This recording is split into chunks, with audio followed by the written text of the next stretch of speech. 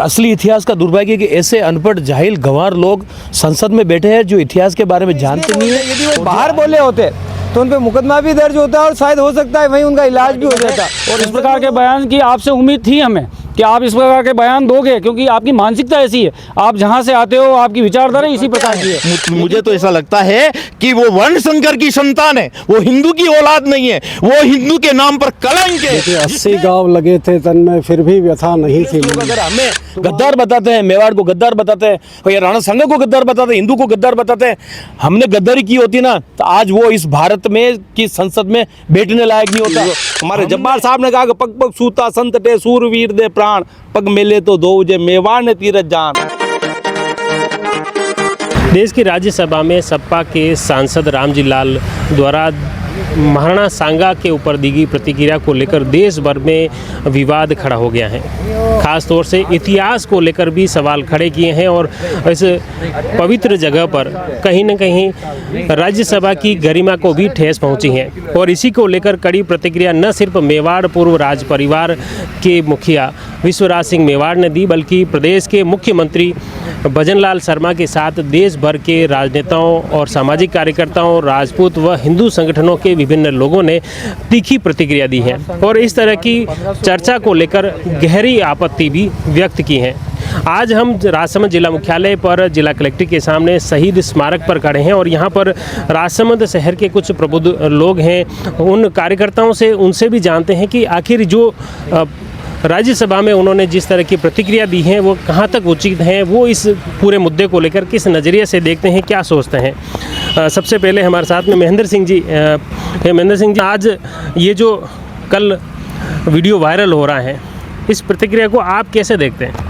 ये बड़ा दुर्भाग्य है और इस भारतवर्ष का और भारत की जनता का दुर्भाग्य है और असली इतिहास का दुर्भाग्य कि ऐसे अनपढ़ जाहिल गंवार लोग संसद में बैठे हैं जो इतिहास के बारे में जानते नहीं है और जो आज यूँ कहते हैं कि मैंने अकबरनामा में ये पढ़ा। अरे तुम्हारे को अकबरनामा में पढ़ने का समय मिल गया, भारत के असली इतिहास को पढ़ने का समय नहीं मिला।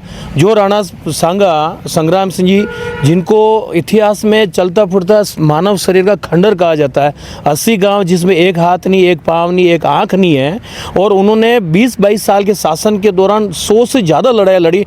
खानवा के एकमात्र युद्ध में वो हारे थे, बाकी 99 लड़ाई उन्होंने जीती। अगर आप उस राणा सांगा को गद्दार कहते हो और उनके संतानों को गद्दार कहते हो तो ये आज का दुर्भाग्य है। और मैं मेरा व्यक्तिगत रूप से ये कहना चाहता हूँ कि राजतंत्र के उस कालखंड में जिन लोगों ने, जिन राजाओं ने, क्षत्रियों ने, हिंदुओं ने जो बलिदान दिया है, जो जौहर किया है, जो अपना सर्वोच्च त्याग बलिदान दिया है, वो इसके लिए दिया कि लोकतंत्र में बोलने की, अभिव्यक्ति की आज़ादी के नाम पे हर कोई गंवार आदमी इस तरह से बोल जाएगा, ये बहुत गलत है।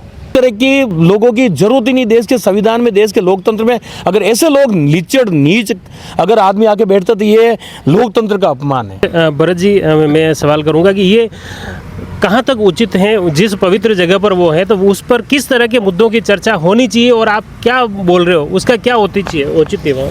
संसद में इनको बोलने का एक विशेषाधिकार प्राप्त है और उसी विशेषाधिकार के तहत ऊट पटांग वो बातें संसद में कहते हैं। मेवाड़ का शायद उन्होंने कभी इतिहास पढ़ा नहीं होगा।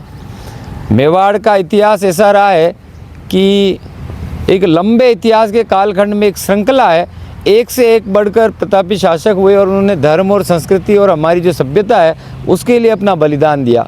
उसी में से संग्राम सिंह जी, जिनको राणा सांगा के नाम से वो फेमस हुए, उनका जब हम जीवन चरित्र पढ़ते हैं, उनके बारे में जानकारी करते हैं, तो उन्होंने कोई अपने निजी स्वार्थ के लिए या केवल अपना राज्य विस्तार के लिए या केवल अपनी संतानें अच्छा से शासन करे उसके लिए युद्ध नहीं किया था। उन्होंने युद्ध किया था जो हमारी संस्कृति है, हमारे जो मान बिंदु है, हमारे जो संस्कार है, हमारी जो हिंदू सभ्यता है, उसके लिए उन्होंने संघर्ष किया। और संघर्ष किनके साथ किया? जो आक्रांत आए, लुटेरे आए, बाहर से आए, भले वो सुल्तान के रूप में आए या कोई लोधी के रूप में आए या कोई बाबर आया, उन सब से उन्होंने युद्ध किया था। युद्ध इसलिए किया था इस धरती की रक्षा के लिए। उसमें तो उन्होंने बताया कि बाबर को भी वो लाया है। ये उनकी गलत जानकारी है। बाबर और उनके बीच में जब युद्ध हुआ उससे पहले ही उन्होंने इब्राहिम लोधी को हरा दिया था युद्ध में, इसलिए उनके पास कोई इतिहास की जानकारी नहीं। वो संसद में इसलिए बोलते, यदि वो बाहर बोले होते तो उन पर मुकदमा भी दर्ज होता और शायद हो सकता है वहीं उनका इलाज भी हो जाता। संसद में उनको विशेषाधिकार प्राप्त है, संसद में कुछ भी बोल देते हैं और उसके खिलाफ संसद से बाहर हम कार्रवाई नहीं कर सकते, कानूनी कार्रवाई। इस मामले में भारत सरकार और राज्यसभा के जो सभापति उपराष्ट्रपति महोदय, उनसे हम निवेदन करेंगे कि ऐसे सांसद की राज्यसभा में, उच्च सदन में कोई आवश्यकता नहीं है, उनको तुरंत बर्खास्त करना चाहिए और उनके खिलाफ कार्रवाई करके उनको सजा मिले, इस प्रकार का उनको प्रयास करना चाहिए, उनको संसद से बाहर करना चाहिए। ऐसे व्यक्ति की कोई आवश्यकता नहीं। दूसरा, हम समाज से भी आग्रह करेंगे, हम समाज के लोग कई बार छोटी छोटी बातों को इतना बतंगड़ बना देते हैं, लेकिन इस प्रकार के जो लोग बोले और इस प्रकार के जो लोग बोल रहे हैं, उनका जो दल समर्थन कर रहे हैं, समाजवादी पार्टी और समाजवादी पार्टी के साथ जो कांग्रेस और जो लोग जुड़े हुए, अभी तक शायद एक शब्द भी इस प्रकार के जो सांसद ने शब्द कहे हैं, हम जिनको पूजनीय मानते हैं, हम जिनका आदर करते हैं, जिन्होंने पूरा जीवन मातृभूमि के लिए संघर्ष में बिताया, पूरा उनका जो खानदान है, जो उनका पूरा इतिहास है सिसोदिया वंश का, वो इतिहास ये कहता है कि शायद दुनिया में ऐसा कोई राजवंश नहीं हुआ जिसके हर शासक ने, हर युवा ने, हर व्यक्ति ने संघर्ष किया और उनके साथ मेवाड़ की 36 कौम, सारी जनता ने संघर्ष किया। ऐसे शासक के लिए ऐसे गलत शब्दों का प्रयोग किया है, ऐसे व्यक्ति को तुरंत बाहर करना चाहिए। और मैं तो कहता हूँ यदि हम जैसों के सामने ये बात कही होती तो शायद वो व्यक्ति आगे इस प्रकार की बातचीत करने के लिए जीवित ही नहीं बचता। उसने गलत जगह इस प्रकार का बात कही, इसलिए वो बच गया, क्यों? वहाँ विशेषाधिकार प्राप्त है। भारत सरकार को उसको बाहर करना चाहिए और जो भी राजनीतिक दल, जो भी नेता ऐसे व्यक्ति का समर्थन करते हैं या मौन स्वीकृति ऐसे पे खड़े रहते हैं, उन सबका भी देश भर की जनता को बाइकाट करना चाहिए, तभी ऐसे लोगों को सबक मिलता है। ऐसी जगहों पर खास तौर से जनता के मुद्दों की चर्चा होनी चाहिए। उस जगह पर गिरिराज जी ये इस तरह की थोती और झूठी भ्रामक बातें की जाती है, वो कहाँ तक उचित है? मेरा तो ये कहना है कि जो समाजवादी पार्टी है, समाजवादी पार्टी सिर्फ नाम की पार्टी है। केवल और केवल आप देखेंगे कि केवल मुस्लिम तुष्टीकरण यही रहा है उनका, केवल और केवल ये एजेंडा है। और इसी प्रकार से आप देखेंगे कि महापुरुषों का इस प्रकार से अपमान करना, हिंदू समाज का अपमान करना और अपमानित करके केवल एक कौम को खुश करना और उसके मार्फत हमें वोट मिल जाए, हमारा वोट बैंक सुरक्षित रहे, इस प्रकार की जो मानसिकता लेकर ये लोग चल रहे हैं, इन लोगों के तो सरेआम बाजार के बीच में जूते लगाने चाहिए। ऐसे लोगों को संसद में बिठा कर रखा हुआ है, वहाँ उनका चयन होता है और समाजवादी पार्टी उनका चयन करके कहती है हम समाजवादी हैं। तो ये तो सामने स्पष्ट दिख रहा है कि क्या उनकी मानसिकता है और क्या मानसिकता लेकर इस देश में वो इस प्रकार का विघटन की स्थिति पैदा करना चाह रहे हैं। तो मेरा तो स्पष्ट यही कहना है, उनको वहाँ से संसद से उनको बहिष्कृत करना चाहिए, उनको हटाना चाहिए, निलंबित करना चाहिए। आपको क्या लगता है ऐसा बयान देने के पीछे उनकी क्या मंशा रही होगी? मंशा यही है कि विशेष कौम को खुश करना, क्योंकि अभी जो वर्तमान में हम जो परिप्रेक्ष्य में जो देख रहे हैं, पूरे देश भर में कहीं ना कहीं हिंदू जो हैं वो एक साथ संगठित हो रहे हैं, एक साथ खड़े हो रहे हैं। देश भर में ऐसे कई सारे कार्यक्रम हो रहे हैं। महाकुंभ का एक सफल आयोजन आज उसकी वापस उन्होंने क्रिया की प्रतिक्रिया वापस दी उन्होंने, उसमें बताया कि नहीं, मेरा कोई मंशा नहीं थी कि मुस्लिम समाज के लिए या हिंदू समाज के लिए, मेरा तो ये था कि मैंने अकबरनामा में जो हिस्ट्री थी वो हिस्ट्री बताई। वो तो इतिहास ही अगर गलत पढ़ रहे हैं तो आपको गलत ही जानकारी मिलेगी। और आपका क्यों नहीं था, आपके जो पुराने नेता हैं उनका भी बयान उठाकर देख लीजिए, आपने किस प्रकार के लोगों को वहाँ पाला है, किस प्रकार के लोगों को संरक्षण दिया है। सारे के सारे आतंकी किस्म के लोग थे, वो सारे समाजवादी पार्टी में थे। और इस प्रकार के बयान की आपसे उम्मीद थी हमें कि आप इस प्रकार के बयान दोगे, क्योंकि आपकी मानसिकता ऐसी है, आप जहाँ से आते हो आपकी विचारधारा इसी प्रकार की है। लेकिन केवल समाज के सामने समाजवादी बनकर आप बैठे हुए हो, बाकी हिंदू समाज का विरोध करना और इस प्रकार से महापुरुषों का अनर्गल बयानबाजी करना, यही उनका उद्देश्य है। बिल्कुल। बंसीलाल जी, आप जनप्रतिनिधि भी रहे। एक जनप्रतिनिधि का दायित्व ये रहता है कि जनता के मुद्दे अपन उस पटल पर रखें और उस जनता के मुद्दों पर चर्चा हो, लेकिन जनता के इस तरह के भ्रामक शब्द बोलना, ऐसी बयानबाजी करना कहाँ तक उचित है? लोकतंत्र के पवित्र मंदिर में जाकर ऐसे दुष्ट लोगों का जब आगमन हो जाता है और ऐसे दिमाग के दिवालिये जहाँ वहाँ पहुँच जाते हैं तो उस पवित्र स्थल का अपमान करते हैं। वैसे ही सपा एक ऐसी पार्टी है जिसके मुखिया मुलायम सिंह हो और मुलायम जैसे हत्यारे जब कार सेवकों पर गोलियां चलवा कर लाखों कार सेवकों को मरवा सकते हैं, तो इतिहास में सही इतिहास तो इनको मालूम नहीं। इनको मुस्लिम तुष्टीकरण कैसे हो, उनको कैसे वोट मिले, हमारे इतिहास को ये गलत बताकर ऐसे पवित्र राणा सांगा को के बारे में, जिन्होंने 80 गांव सहन कर सनातन संस्कृति को बचाए रखा और ऐसे आतताई मुगलों से मुकाबला करके उनको भगाया था, पर इस ऐसे दिवालियों को ऐसे पवित्र स्थल पर जाने पर इनके संसदीय सदस्यता है उनको तत्काल रूप से समाप्त करके उनको ऐसा रास्ता बताना चाहिए जहां उनका स्थान है। ऐसे दुष्ट लोगों का ऐसे पवित्र स्थल पर पहुंचने का और बोलने का अधिकार नहीं है।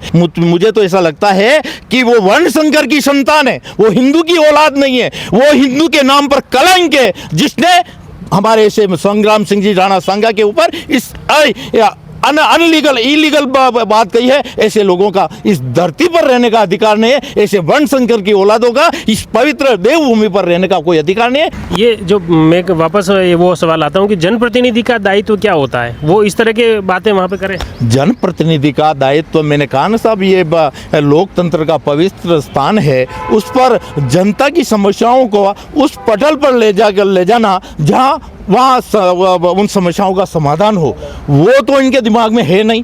और हिंदू समाज को किस प्रकार अपमानित करना, उसी लक्ष्य को लेके ये लोग एक मिशन चला रखा है, मुस्लिम तुष्टीकरण की नीति।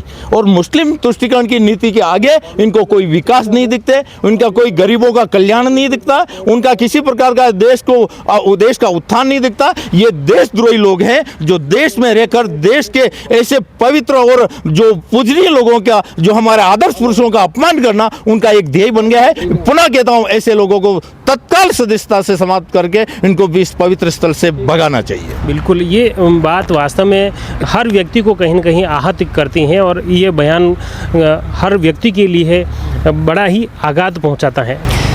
आज जो ये ख़ास तौर से इसको लेकर मेवाड़ पूर्व राज परिवार, जो उस महाराणा सांगा के वंशज हैं, विश्वराज सिंह जी मेवाड़ या अन्य लोगों ने भी उसको प्रतिक्रिया देते हुए कहा कि ऐसे व्यक्ति को अमर्यादित भाषा का जो उस सदन में पवित्र स्थल पर जो उपयोग करता है उसको राज्यसभा सांसद रहने की कोई ज़रूरत नहीं, उसे बर्खास्त कर देना चाहिए।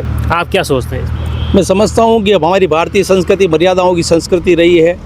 कर्म में मर्यादा, वाणी में मर्यादा, क्योंकि हम मर्यादा से बंधे हुए लोग हैं। मगर जब अमर्यादित कोई बात होती है, वसीम बरेलवी साहब ने बढ़िया बात की, कही कि कौन सी बात कहाँ कैसे कही जाती है, ये सलीका हो तो हर बात सुनी जाती है। मगर एक जनप्रतिनिधि, एक सांसद इस तरह से अमर्यादित टिप्पणी करता है, हमारे भारतीय संस्कृति में हम जिन सूरवीरों को पूछते हैं उनके खिलाफ इस तरह से बाबरनामा में कहा गया, तो बाबरनामा तो उनके लोगों ने लिखा है, जो उन्होंने लिखा है तो गलत तथ्य लिखे गए।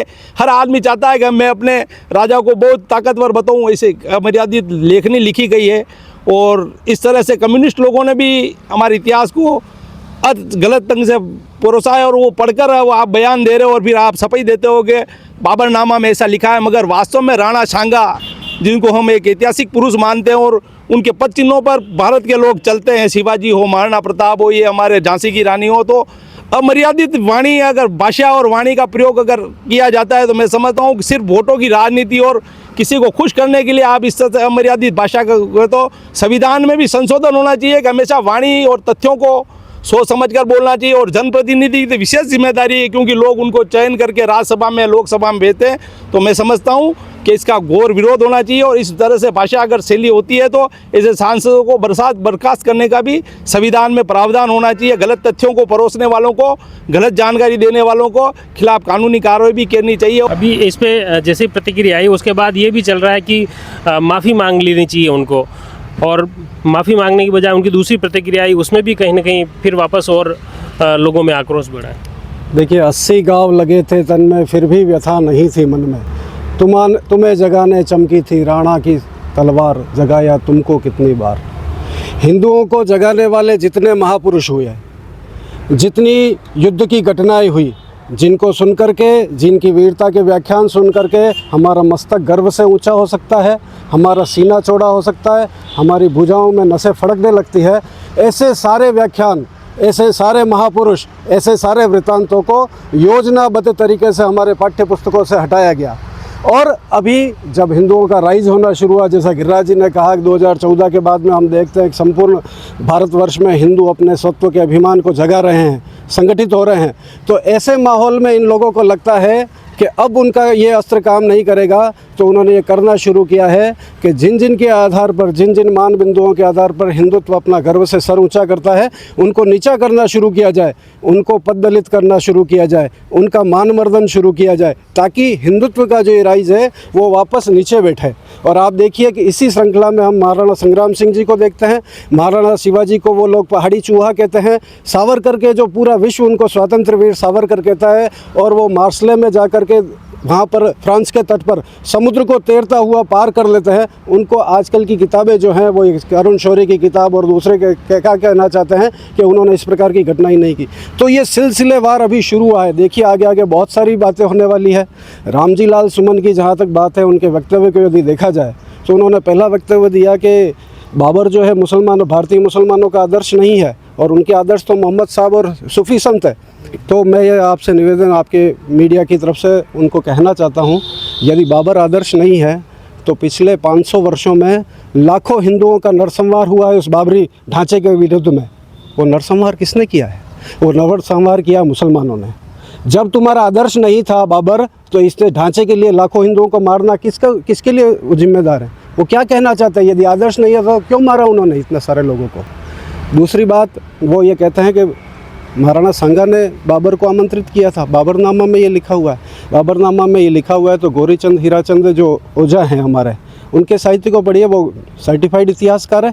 उन्होंने इस बात को गलत बताया। उन्होंने कहा कि पंजाब का गवर्नर है दौलत खां, उसने आमंत्रित किया था यहाँ पर।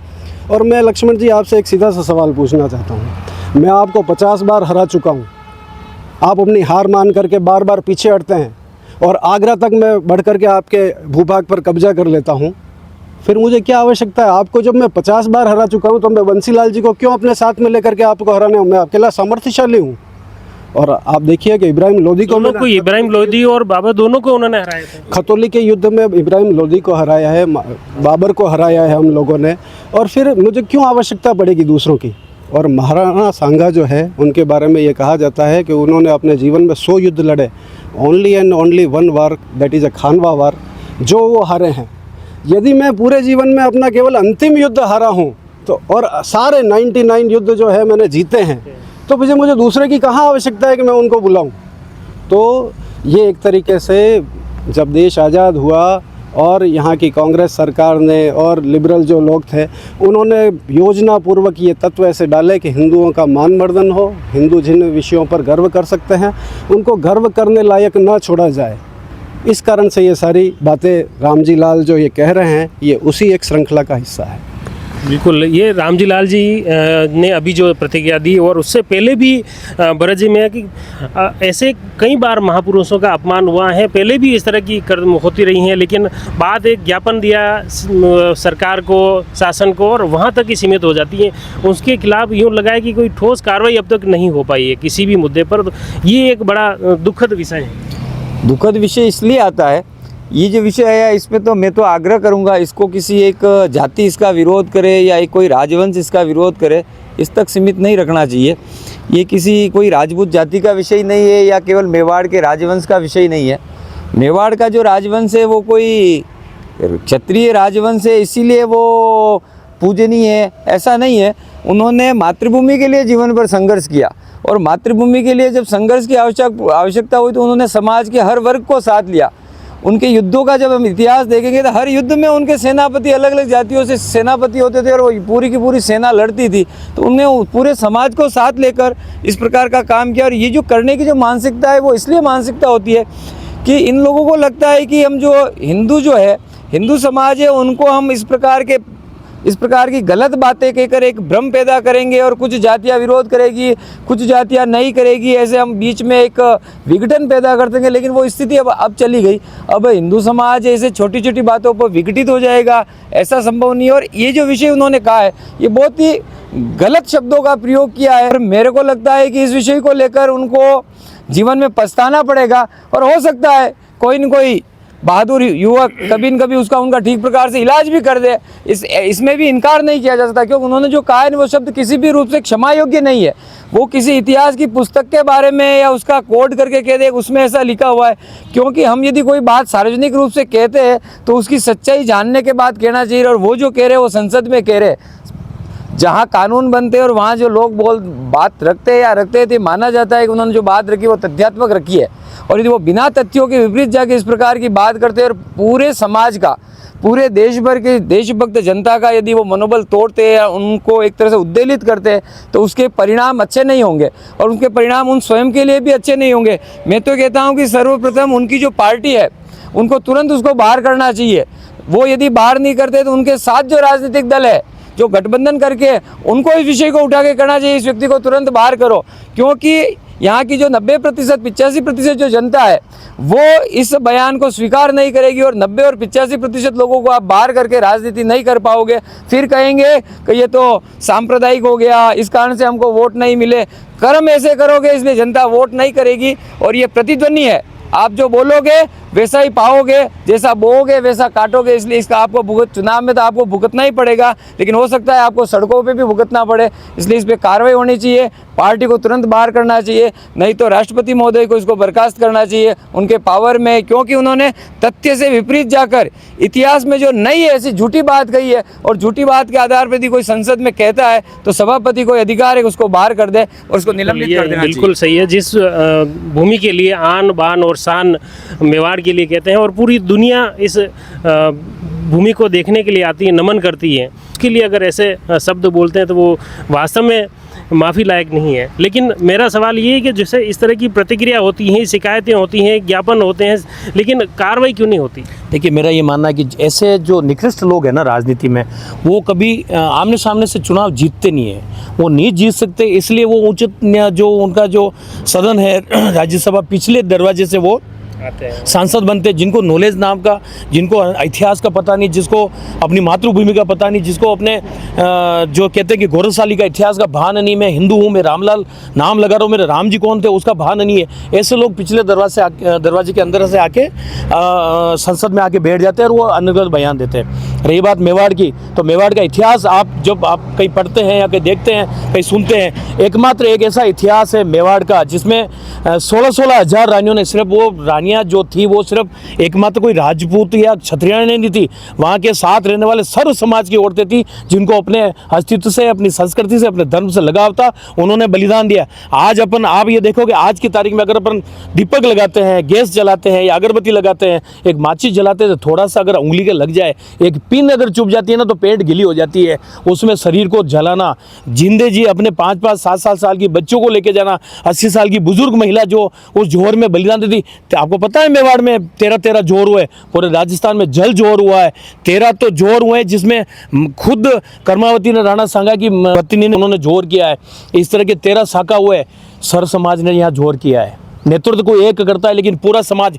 ऐसी हल्दी घाटी की प्रेरणा लोग जाते हैं, लोग बाहर से, विदेश से आके हल्दी घाटी में पाँव जमीन पे रखने से पहले जूते गाड़ी में खोलते हैं कि नहीं मैं हल्दी घाटी के पाँव नहीं रख सकता, वो लौटते हैं। मैं खुद योगी आदित्यनाथ जी से मिलने गया था, जब मैंने कहा कि मैं आपकी हल्दी घाटी की पवित्र रज लेके आया, तो वो उत्तर प्रदेश के मुख्यमंत्री खड़े होकर उस डिब्बी को अपने सिर पे लगाया और बाबा जी बालकनाथ जी को कहा था, बंसीलाल जी वे साहब मेरे साथ में थे, उन्होंने कहा कि देखो बाबा जी ये मेरे लिए हल्दी घाटी की पवित्र रज लेके आए। ये है मेवाड़ की मिट्टी का कमाल, ये शौर्य त्याग, मीराबाई से लगाकर राणा बप्पा रावल से लगाकर राणा राज सिंह तक का इतिहास ले लो, जिसमें अमर सिंह जी, महाराणा प्रताप से लगाकर उदय सिंह जी, हर एक का इतिहास भरा पड़ा है। विश्व का कोई भी इतिहास मेवाड़ के इतिहास की बराबर नहीं कर सकते। और ऐसे निकृष्ट लोग अगर हमें गद्दार बताते हैं, मेवाड़ को गद्दार बताते हैं या राणा सांगा को गद्दार बताते हैं, हिंदू को गद्दार बताते हैं, हमने गद्दारी की होती ना तो आज वो इस भारत में की संसद में बैठने लायक नहीं होता। हमने संस्कृति धर्म को बचाने के लिए बलिदान दिया, अगर वो बलिदान नहीं दिया होता तो आज इस स्थिति क्या होती। हाँ, कई गलती हुई हमसे, वो गलती ये हुई कि इन जैसे निकृष्ट के पुरखों को हमने बचाने का प्रयास किया, जिसकी परिणति ये सूअर की औलादें जो पैदा हुई है वो संसद में बैठ के इस तरह के बयान देती। मेरा ये मानना है ऐसे लोगों को जीवान खींच के उसी जीवान से फांसी लगा के लटका देना चाहिए, ताकि भविष्य में किसी भी, जरूरी नहीं मेवाड़, किसी भी हिंदू संस्कृति पे, किसी भी महान व्यक्तित्व पे, किसी भी इतिहास पे उंगली उठाने की कोशिश नहीं करे। वो भले मेवाड़ हो, भले उत्तर प्रदेश हो, जम्मू कश्मीर लगाकर ये तमिलनाडु, कहीं से हरियाणा से हो, जरूरी नहीं है कि हम मेवाड़ के ही लोग उसका विरोध कर रहे हैं। उसको कहना एक बार उत्तर प्रदेश में चले जाए, उत्तर प्रदेश में भी राणा सांगा के अनुयायी, उत्तर प्रदेश में भी स्वाभिमानी हिंदू रहते हैं, वो उसका जरूर देंगे। और मैं आपके चैनल के मार्फत मैं उसको चैलेंज देता हूँ, एक बार अगर एक बाप की औलाद है तो इस मेवाड़ में आके बता दे, ये हमको बुला ले, हमें कहाँ आना है। आपको पता चल जाएगा कि हम गद्दार है, एक स्वाभिमानी है, कि हम धर्म की रक्षा के लिए हम मर मिटे, जो सर्वोच्च बलिदान दिया हमने। बिल्कुल, जैसे देश की स्वतंत्रता आंदोलन भी यूँ देखते हैं कि उस समय उन्होंने शुरू कर दिया था, और मेवाड़ी कभी झुका नहीं है, और मातृभूमि की रक्षा के लिए हमेशा अड़ा रहा, अडिग रहा, और उसके लिए ये चीज़ें बोलना कहाँ तक उचित है? मेरा तो ये कहना है कि अपमान सहना, अब हिंदू समाज अपमान नहीं सहेगा। हिंदू समाज उत्तर देना जानता है, और जैसा अभी महेंद्र सिंह जी बता रहे थे कि वास्तव में अगर तू सूरमा है तो आ जा एक बार, या हमें बुला ले, कहाँ आना है। इस प्रकार के बयान इस देश में अब कोई सुनने वाला नहीं है, हम सहन करने वाले लोग नहीं है, क्योंकि देश बदल चुका है। जो देश हम जो देख रहे हैं, जिस प्रकार से हिंदू समाज स्वाभिमान के साथ खड़ा हुआ है, तकलीफ वहीं से शुरू हो रही है, और कोई तकलीफ नहीं है। इससे पहले कोई समस्या नहीं थी, लेकिन समस्या अब शुरू हुई है, और केवल उस समस्या के लिए ही इस प्रकार के अनर्गल बयानबाजी हो रही है। ये एक तरह से समाज और राजनीतिक दृष्टि से या विघटन की स्थिति उत्पन्न कर रहे हैं इस तरह के बयान। निश्चित ही कर रहे हैं कि हिंदुस्तान को खंड खंड करने का एक सपना लोग देखते हैं, और ये बयान उसी की परिणति है। मगर जो मेवाड़ की भूमि है, हमारे जब्बार साहब ने कहा कि पग पग सूता संत टे सूरवीर दे प्राण, पग मेले तो दो जे मेवाड़ ने तीरथ जान, माणक मोती कांकरा रज पावन पाषाण, अटे देवता धोख दे धन में दस दस दान। जिस भूमि के लिए जो यहाँ के कवि, यहाँ के साहित्यकार, जो किसी भी धर्म, किसी संप्रदाय के, मगर उस भूमि को साक्षात नमन करते हैं, तो हमें सोचना चाहिए कि एक सांसद होते हुए इस तरह से बयान देते हैं तो इसकी निंदा होनी चाहिए और विरोध होना चाहिए। तो इससे ये होगा कि संसद की मर्यादाएं कायम रहेगी। सिर्फ वोटों की राजनीति के लिए, आप लोगों को खुश करने के लिए इस तरह से हमारी भारतीय संसद का और हमारी भारतीय संस्कृति का अपमान करें, तो निश्चित ही ये हिंदुस्तान की जनता के लिए गर्व की बात तो नहीं होगी, और ऐसे लोगों को ऐसे बयान देने में शर्म आनी चाहिए। पूरा हिंदुस्तान इस भाषा का हमेशा विरोध करता आया, और हमेशा जो लोग इस तरह की भाषा बोलेंगे उनका विरोध निश्चित ही होगा और होना भी चाहिए।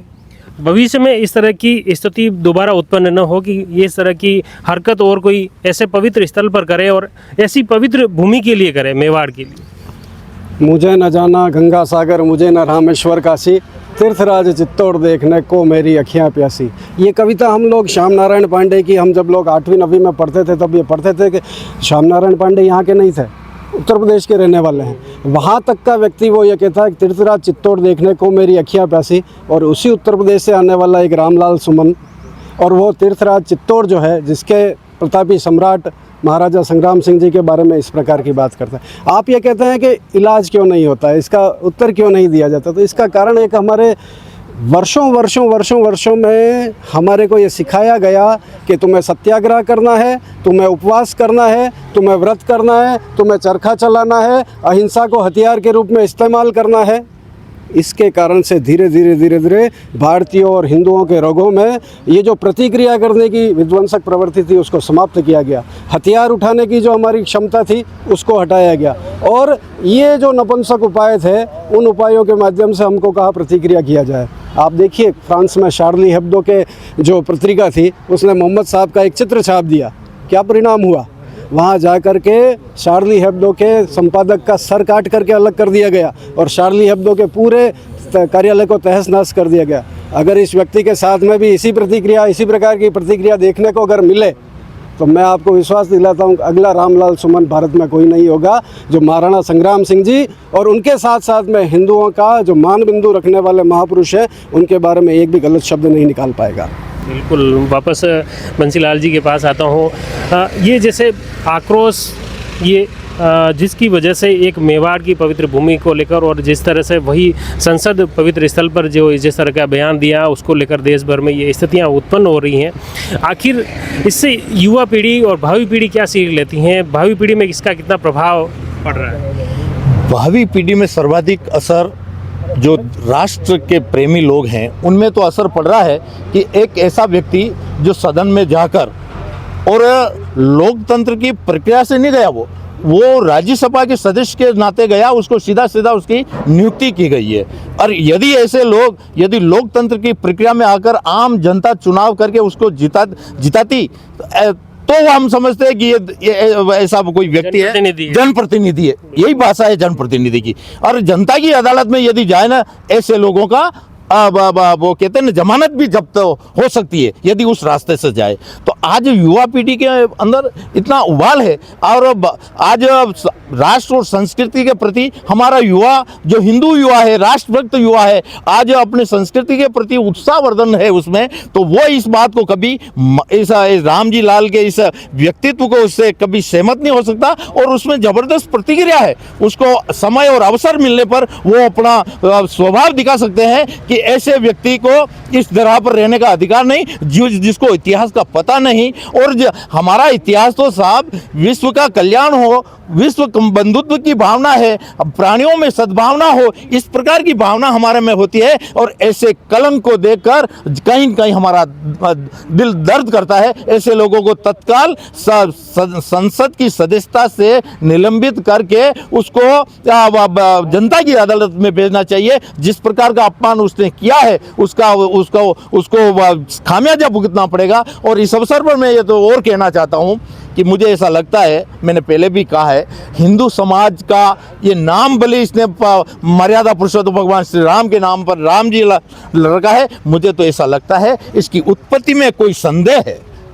ये कोई वर्ण संकर की संतान है जो हमारे महाराणा सांगा के ऊपर इस प्रकार का अपमान करते हुए, और जिन राणा सांगा ने हमारी देश और संस्कृति के लिए इतने गांव सहन कर ऐसे आतताइयों को, ऐसे मुगलों को, ऐसे देशद्रोहियों को जिस प्रकार उन्होंने खदेड़ा है, उनकी देशभक्ति के ऊपर इस प्रकार का जो उसने रामजी लाल ने ऐसा मनगढ़ंत आरोप लगाया है, वो मैं देखता हूँ ऐसे व्यक्ति को संसद की सदस्यता से तो क्या, उसको जीने का अधिकार ही नहीं इस पवित्र। बिल्कुल बिल्कुल, वास्तव में ये खास तौर से इस पवित्र स्थल के लिए, मातृभूमि के लिए, जिसने देश की आन बान और शान या देश की आज़ादी हो या मातृभूमि की सीख भी यही धरती देती हैं। मेवाड़ की धरती, मेवाड़ का शासक राणा सांगा के लिए जिस तरह की प्रतिक्रिया रामजी लाल ने दी है वहाँ संसद में, उसको लेकर पूरे देश में आक्रोश है।